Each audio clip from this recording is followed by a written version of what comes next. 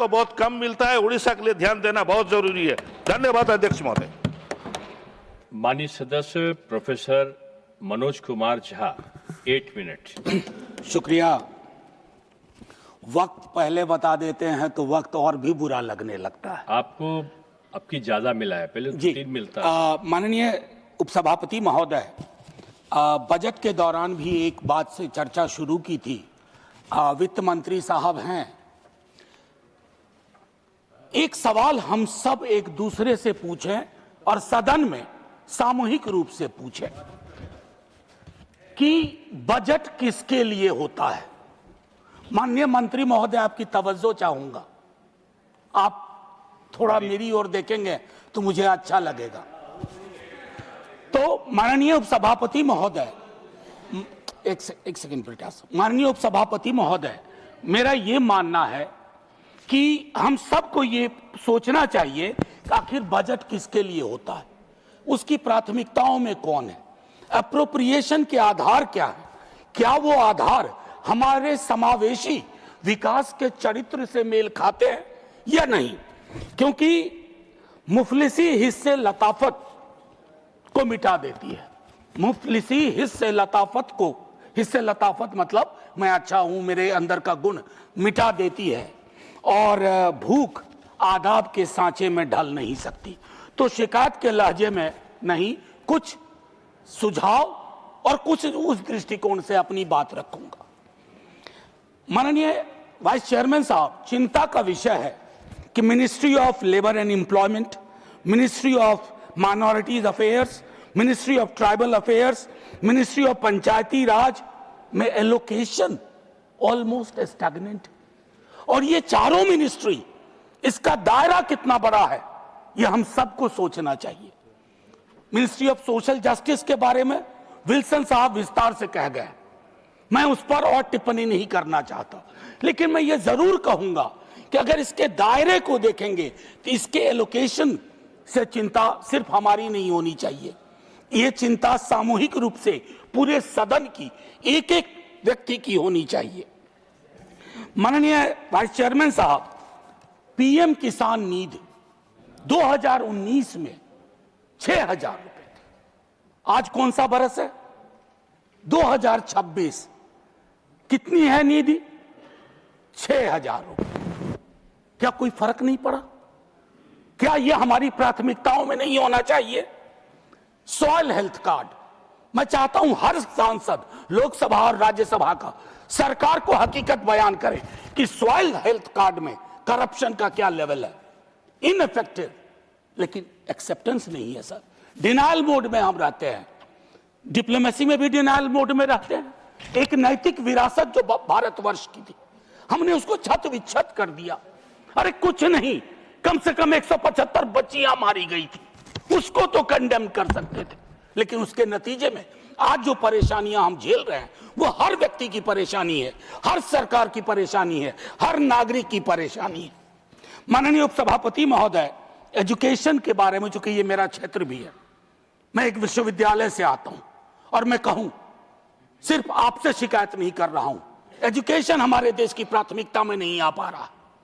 आजादी के बाद से कैसे विश्वगुरु बनेंगे, कैसे स्ट्रक्चर खड़ा करेंगे? हम सब का सर शर्म से झुक गया जब गलगोटिया वाली घटना हुई। मैं आपको ब्लेम नहीं करना चाहता, लेकिन क्यों हुआ वो? इसलिए कि हमने पब्लिक फंडेड एजुकेशन की तिलांजलि कर दी है, इतिश्री कर दिया।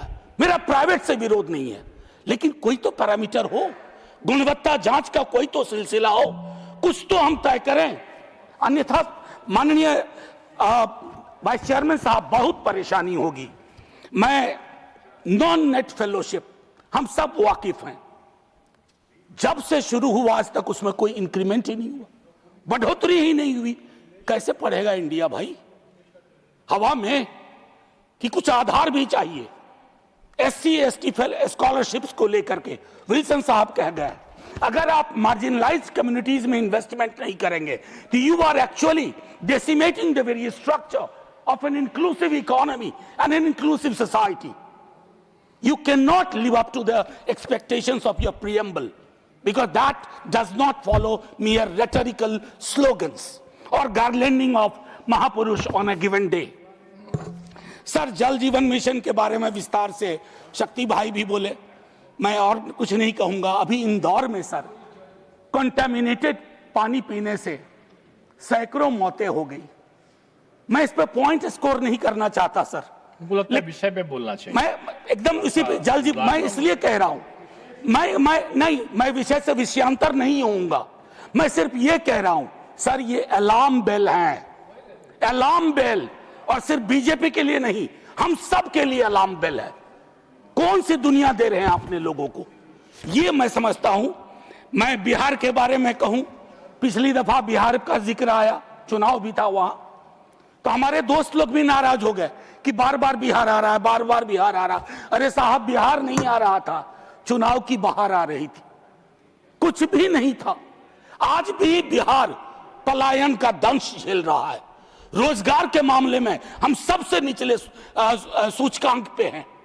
मैंने कल या परसों एक सप्लीमेंट्री क्वेश्चन में कहा था कि सर, बिहार के हिस्से में ट्रेन आती है, निवेश किसी 2-3 अन्य राज्यों को जाता है। सर, ये परिपाटी बदलनी चाहिए, बिहार में भी निवेश आए और देश के दूसरे हिस्सों से ट्रेन आए बिहार। हम ये चाहते हैं। ये कैसे होगा सर?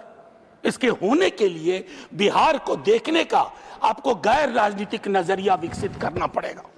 माननीय उपसभापति महोदय, 1-2 और छोटी टिप्पणी करूं।